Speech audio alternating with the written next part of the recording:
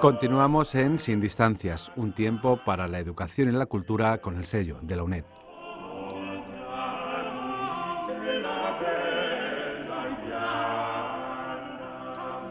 Vamos a dedicar este espacio a la figura de Maquiavelo, un autor italiano que compuso en 1513, hace ahora 500 años, su obra más famosa, El Príncipe.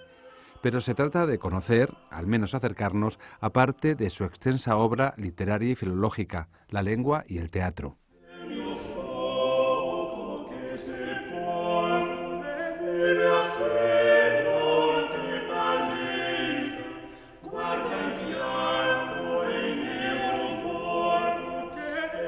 En Sin Distancia, nuestro programa de la UNED, vamos a hablar hoy de literatura italiana. Me acompaña Marina Sanfilippo, que es profesora de Lengua y Literatura Italianas en la Facultad de Filología de la UNED. ¿Qué tal, Marina? ¿Cómo va? Hola, Miguel, ¿qué tal? Marina, que también es secretaria de la Facultad de Filología. Secretaria adjunta. Adjunta. Pero que eso no quiere decir que tenga menos trabajo, lo de adjunto, ¿no? Por desgracia, no. Bueno, y quiero saludar especialmente a nuestra invitada de hoy, invitada por Marina Sanfilippo, que es María Teresa Navarro Salazar. María Teresa, bienvenida. Bueno, tengo que decir bien hallada porque estás en tu casa. Pues muchísimas gracias. Yo tengo que agradeceros que me hayáis invitado porque de vez en cuando siento nostalgia todavía de los programas que grabé durante mis 26 años en la UNED. Así que ahora que ya estoy fuera, me encanta que me hayáis invitado para este programa. Es un privilegio porque, como veremos, es que es la invitada ideal para este programa. Este programa que lo vamos a dedicar a hablar de la figura de Maquiavelo, porque María Teresa Navarro Salazar, además de haber estado 26 años de profesora aquí en la UNED, como ella misma ha comentado, sigue trabajando, sigue relacionada con la literatura italiana, sigue traduciendo a Maquiavelo. Lo último, escritos de gobierno. También tenemos otro libro sobre la mesa, Diálogos en torno a nuestra lengua. Quiero recordar que este año, 2013, se celebran los 500 años de la composición de la obra El Príncipe, de Nicolás Maquiavelo. Los 500 años de la composición, porque se publicó después de su muerte, ¿no? No son los 500 años de la publicación. Sí, es que hay una carta del 10 de diciembre justamente en la que da noticias de que ha escrito El Príncipe, pero luego se publicó en 1532. Y María Teresa Navarro Salazar ha contribuido a estas celebraciones maquiavelianas con importantes traducciones de los escritos de este autor, como ya he comentado. Marina, pues... Sí, y en este caso es que este es un programa dirigido sobre todo, no solo, pero sobre todo a los alumnos de teatro italiano, pero también a cualquier persona que esté interesada en la cultura italiana. Y pensando en el teatro, es especialmente interesante que la doctora Navarro nos hable de este diálogo en torno a nuestra lengua, porque ella lo ha traducido de forma magistral para la editorial Tecnos, por si quieren comprarlo. Es un librito de verdad que muy, muy útil. Aparte de la traducción, que no es una traducción, sino que tiene todo su aparato de notas y todo, hay un estudio preliminar de la doctora Navarro y también un estudio de contextualización que la doctora Navarro ha traducido del original de Ornella Castellani Polidori. Y bueno, ella es la experta, así que le cedo la palabra.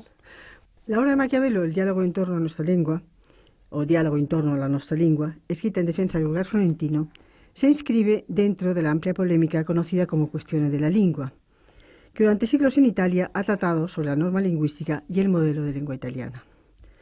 La polémica nace en el siglo XIII, en época de los comuni, es decir, las ciudades-estado, cuando el prestigio cultural y mercantil de Florencia destaca por encima de los demás estados de Italia, y su lengua, el florentino, con el prestigio literario añadido de las obras de Dante, Petrarca y Boccaccio, se impone como lengua de toda la península. Más tarde se discutirán los problemas teóricos, si debe ser llamada florentina o italiana, si el modelo debe ser la lengua escrita o la lengua hablada, y el problema de la norma y el uso. Por cierto, para quien esté interesado en esta cuestión de la lengua, en Canal UNED puede encontrar varios programas que grabó la doctora Navarro, donde se explican muy claramente cuáles fueron las principales y distintas tendencias. Para buscarlo se puede buscar con el nombre Navarro Salazar en el buscador, o de todas formas se titulan uno, Historia de la lengua italiana, el italiano del Cinquecento, después hay otro, el italiano del Seicento, y también hay un programa, el repertorio lingüístico de los italianos, que recomiendo mucho. Pero volvamos a Maquiavelo, porque si no se nos va el tiempo. María Teresa, perdona, ¿cuáles son las reflexiones de Maquiavelo sobre las cuestiones de la lengua? Pues el diálogo en torno a nuestra lengua propone reflexiones vinculadas, como he dicho, con la cuestión de la lengua. Y según Ridolfi, que es uno de los mejores biógrafos de Maquiavelo, solo Maquiavelo podía decir tantas cosas nuevas en una vieja disputa.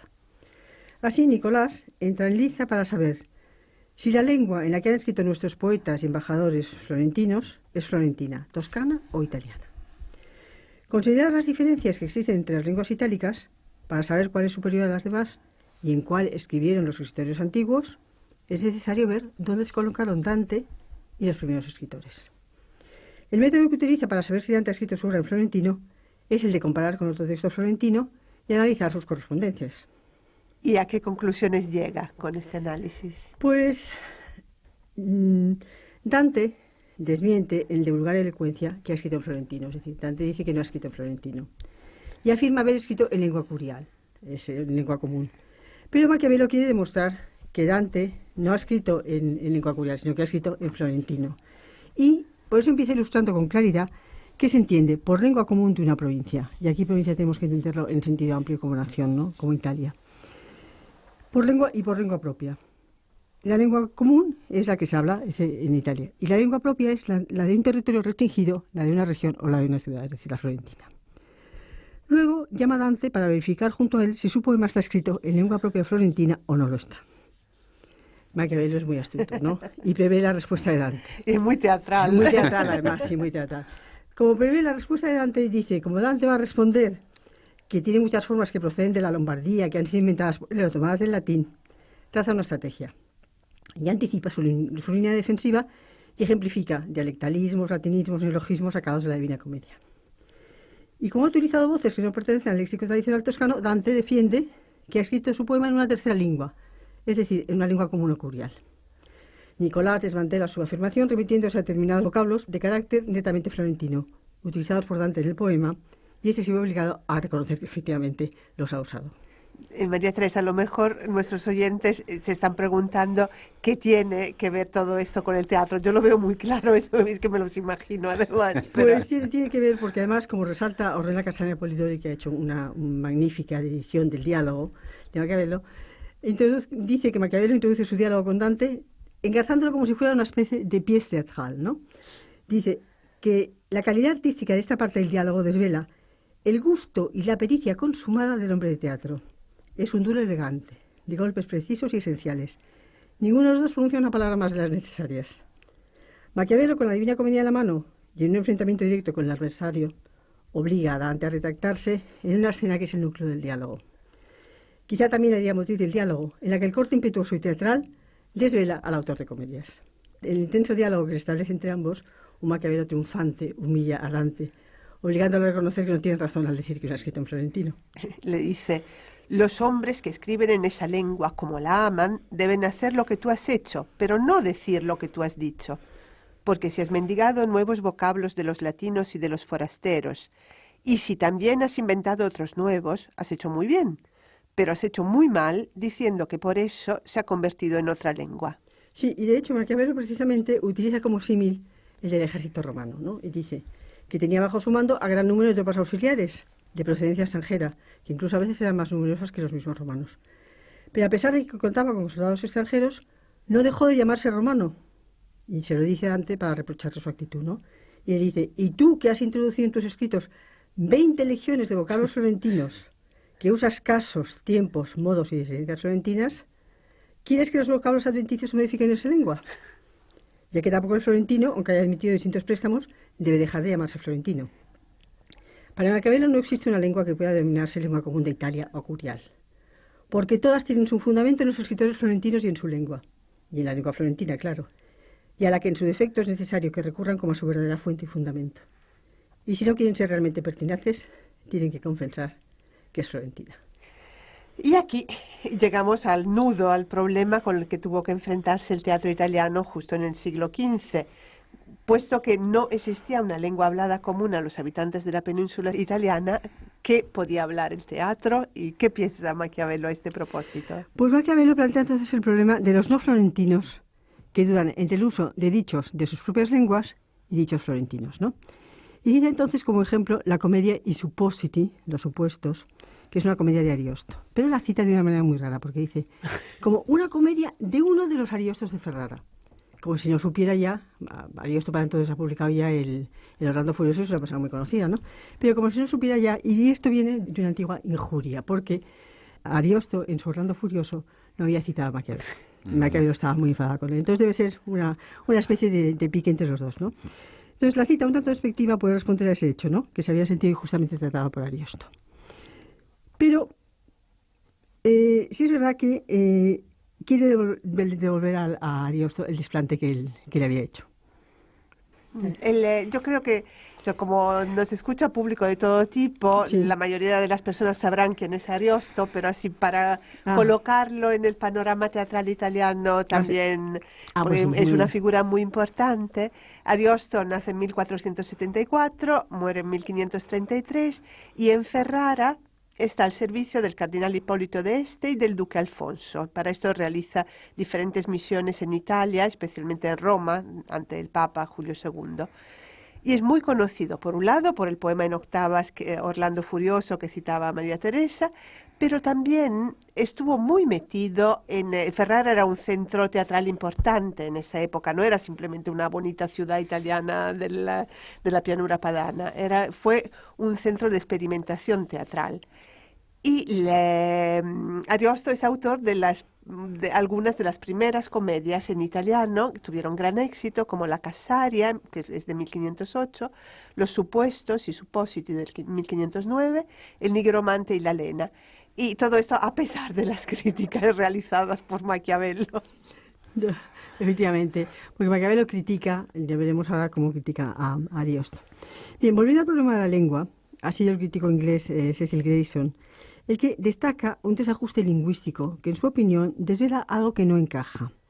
Ni en la acusación de vulgaridad que Maquiavelo dirige a Dante, al que acusa de ridículo, asqueroso y obsceno, ni en el hecho de que Maquiavelo se sienta ofendido al oír una palabra como bigonzoni, que es una palabra ferraresa de la que hablaremos ahora, que Ariosto utiliza en su comedia Los Supuestos. Sorprende que Maquiavelo, que en sus cartas privadas usa expresiones nada-edificantes, incluso groseras, proteste por la falta de decoro de la lengua de Dante en algunos pasajes del infierno, y que muestre su desagrado defendiendo un gusto puro cuando oye el término utilizado por Ariosto en su comedia. Si en la crítica a la falta de decoro de la lengua de Dante en la comedia hay un trasfondo de condena moral, en el caso de la forma bigonzoni se trata más que nada, cito textualmente, de Ornella Castellani Polidori, de la reacción espontánea y reprimible por lo que Maquiavelo considera una nota desafinada.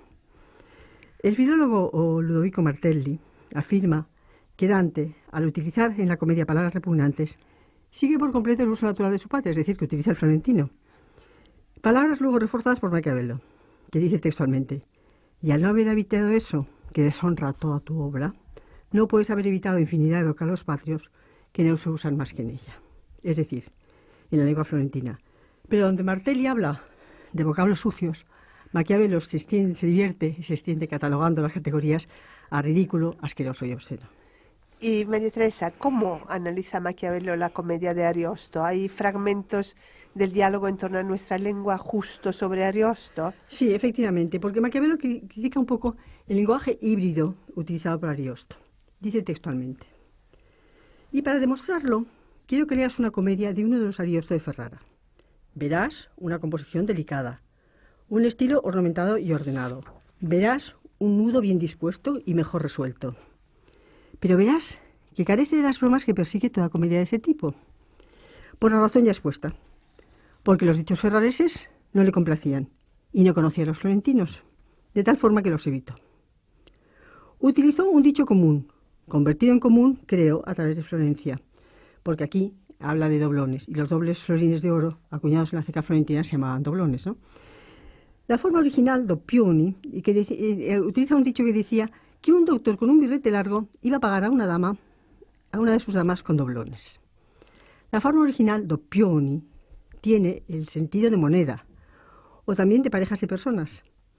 Pero expresiones como pagar di doppioni o dare o spendere doppioni, utilizadas a lo largo de todo el Cinquecento, están relacionadas popularmente con frases procraces de doble sentido.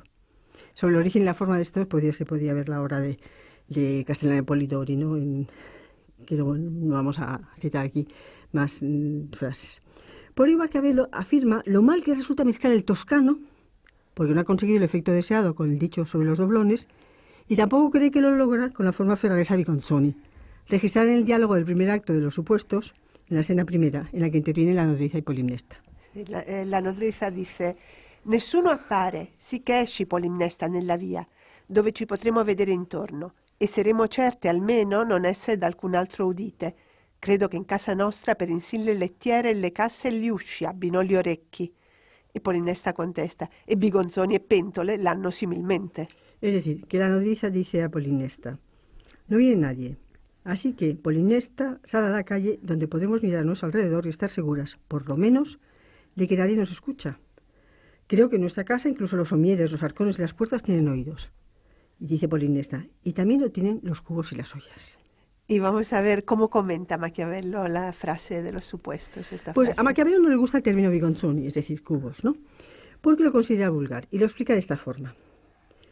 Dice textualmente: se sabe hasta qué punto es ofensivo para el que posee un gusto refinado leer o oír que se diga cubos.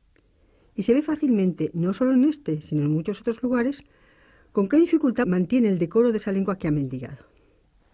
Maquiavelo lo que critica es que Ariosto, por no ser toscano, tiene que recurrir a su dialecto ferrarés y utilizar un término dialectal bigonzoni, que el florentino considera una disonancia formal fuera de tono. Al hablar de florentino me refiero a Maquiavelo, que Maquiavelo considera una disonancia formal fuera de tono.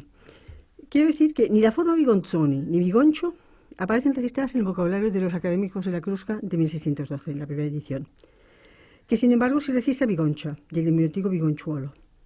Pero lo que sí lo recoge más tarde es el diccionario de Ricutini Fanfani, vocabulario de la lengua parlata, el término bigoncho, que dice: recipiente de tamaño más bien grande, con dos asas agujereadas en el borde, en las que se encaja un grueso palo para transportar entre dos. Se utiliza para varios usos. Por los campesinos para trasladar aguas fecales. Ahí está el hecho de Bigonzoni que le sonaba mal a Maquiavelo. Pues, por lo tanto, ¿qué es lo que concluye Maquiavelo acerca del florentino y sobre todo cómo lo expresa en el diálogo? Pues Maquiavelo concluye en el diálogo, en el apartado 72, que son muchas las cosas que no se pueden escribir bien sin comprender las expresiones propias y particulares de la lengua que está más valorada, que naturalmente para él es el florentino. Y dice, y si se quieren usar dichos propios, conviene remontarse a la fuente en la que esa lengua ha brotado. De lo contrario, se crea una composición en la que una parte no se corresponde con la otra. Y que la importancia de esa lengua en la que tú, Dante, has escrito, y otros han escrito antes y después de tú, deriva de Florencia, lo demuestra el que vosotros habéis sido florentinos y habéis nacido en una patria que hablaba de tal modo que era capaz de adaptarse a escribir en verso y en prosa mejor que cualquier otra, a lo que no podían adaptarse las demás hablas de Italia. Porque todos saben cómo los provenzales empezaron a escribir en verso. De Provenza el uso pasó a Sicilia, y de Sicilia a Italia, y entre las regiones de Italia a Toscana, y de toda Toscana a Florencia, no por otra razón que la de ser la suya la lengua más adecuada para ello, ya que no fue ni por la ventaja del lugar, ni por ingenio, ni por cualquier otra ocasión particular, por lo que Florencia mereció ser la primera y procrear a estos escritores, sino por la ductilidad de la lengua para acoplarse a tal disciplina, hecho que no se daba en las demás ciudades. Y que ello es verdad, se ve en nuestros días, en los que bastantes ferrareses, napolitanos, vicentinos, es decir, los de Vicenza y venecianos, escriben bien y muestran un muy alto ingenio para la escritura, hecho que no hubiera sido posible sin las obras que tú, Petrarca y Boccaccio, habéis escrito. Y volviendo al teatro, porque Maquiavelo se cimentó él en primera persona como autor teatral, y hay que decir que yo creo que sus obras teatrales son mucho más divertidas que las de Ariosto, por lo menos para un receptor contemporáneo. Sobre todo dos de sus textos teatrales, hay también una traducción de Landria, pero La Mandrágola y La Clizia, que son dos comedias que en realidad se han representado muy poco a lo largo de los siglos porque tienen una temática, digamos, poco apreciada por la censura. Tanto que otro hombre de teatro, Goldoni, Carlo Goldoni, en sus memorias, recuerda que de joven, por casualidad, leyó La Mandrágola y se entusiasmó ante esta obra desconocida, pero su padre, él era un adolescente, le reprendió porque apreciaba una obra cuya moral era demasiado atrevida.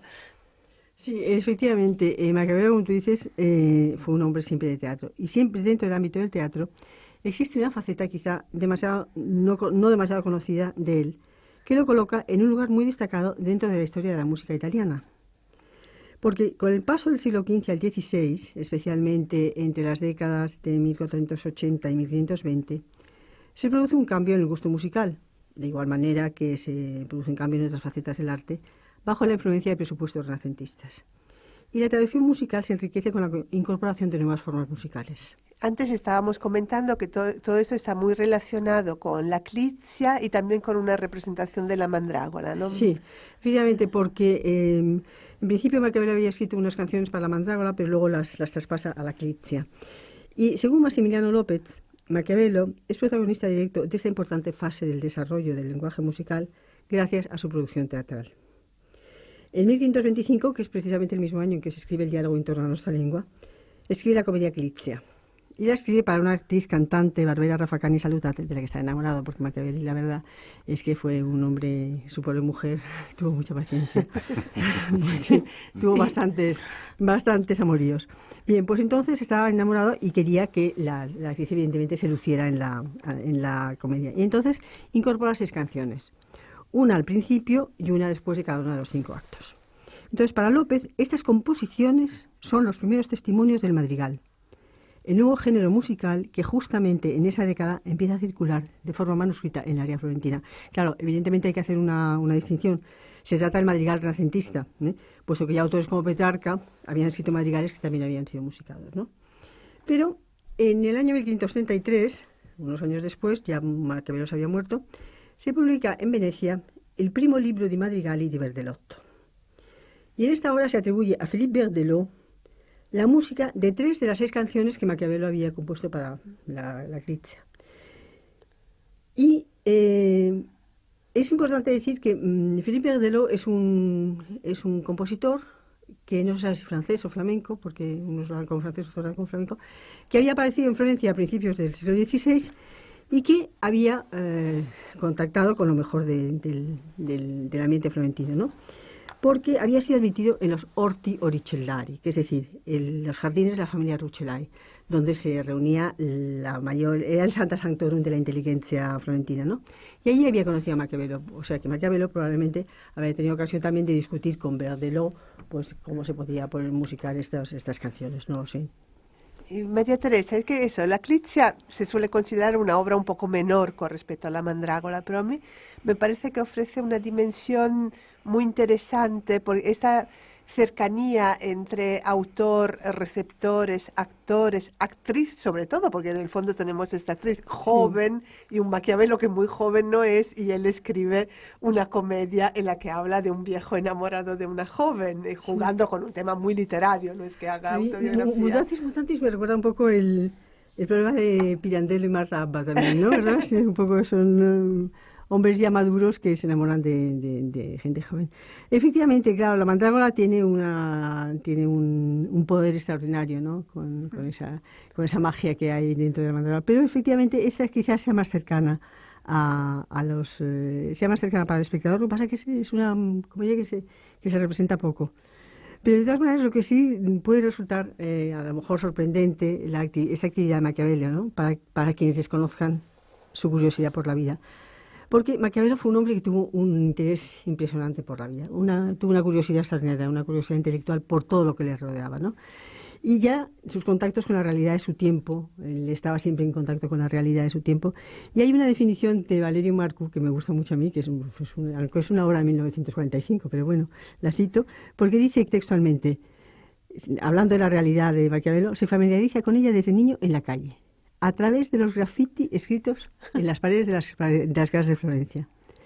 Lo que es verdad es que Maquiavelo está al día de todos los acontecimientos culturales de los que acaba siendo protagonista.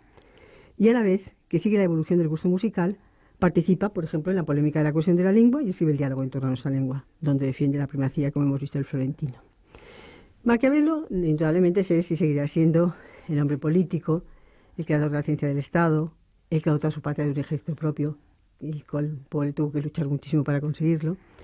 lo que no le impidió vivir apegado a la realidad de su amada Florencia, en contacto con corrientes y tendencias culturales de las que se hace valedor, con acertadas contribuciones como las que acabamos de señalar. María Teresa, te agradezco muchísimo todo esto también porque creo que es importante que la gente sepa que Maquiavelo es algo más que ese malvado italiano. Sí, no. Yo creo que es una visión, la verdad, que muy interesante y muy original la que nos ha ofrecido María Teresa Navarro Salazar, porque es verdad que oímos la palabra Maquiavelo, incluso se ha quedado ya un adjetivo, ¿no? Maquiavélico, como lo que es de intriga, enreda. No es un malvado, lo que pasa es que Maquiavelo es muy buen codificador. Entonces, codifica las prácticas de su época. Claro, a Maquiavelo toca vivir en un momento tremendo, ¿no? Donde cada Florencia, que es una ciudad-estado pequeña, que es un estado pequeño, se ve inmersa con muchos enemigos en Italia porque ya es salida de Francia. Los franceses les juegan cada vez peores pasadas, no les ayudan, en fin, hay una serie de problemas. Y luego se encuentra con que claro, pues que hay cosas que pasan, que de repente Carlos VIII decide bajar a Italia y conquistar Italia porque como era antepasado de los Anjou, pues dice, pues voy a ir a conquistar el reino de Nápoles. Claro, a los españoles les molesta y no le dejan. Y luego pues pasa lo mismo con Carlos V y en fin, es decir, entonces él lo que hace es codificar por escrito todas esas prácticas. Entonces, claro, le ha quedado eso y además el antimaquiavelismo de Maquiavelo está perfectamente estudiado precisamente por el profesor Sanfilippo, el hermano de Marina, que ha estudiado precisamente cómo se va creando ese antimaquiavelismo a raíz de los emigrantes de alta gama, por decirlo así, porque resulta que alrededor de las reinas regentes como Caterina de Medici, pues se van reuniendo una serie de gente, pues banqueros, políticos exiliados, gente que tiene mucho poder. Y entonces los franceses empiezan a tener una cierta envidia de esta gente con poder que está en la corte y les atribuyen una actitud maquiavélica. Es decir, porque dicen que como son florentinos, la mayoría de ellos, pues entonces siguen las prácticas de Maquiavelo. Y entonces, bueno, de ahí nace el antimaquiavelismo que luego ha saltado siglos y fronteras y que ha llegado hasta nosotros todavía. Y que todavía he tenido yo que oír el otro día en una conferencia que Maquiavelo era un hombre muy malo. Bueno, pues sirve esa anécdota como para cerrar este programa. Marina Sanfilippo, profesora de Lengua y Literatura en la Facultad de Filología de la UNED, te agradezco que hayas traído aquí como invitada a María Teresa Navarro Salazar, que ha sido profesora durante 26 años en la UNED de Filología Italiana y que es traductora, sigue en labores de traducción y de hecho de los 2 libros que les recomiendo a los oyentes y no oyentes, yo creo estudiantes o no, que escuchen estos programas, Escritos de Gobierno y Diálogos en torno a nuestra lengua. Verán, escucharán y leerán otra visión de Maquiavelo. Gracias, María Teresa, y nos vemos cuando quieras. Los micrófonos de la UNED están abiertos para ti. Muchísimas gracias. Me encanta colaborar con vosotros. Tante grazie. Gracias.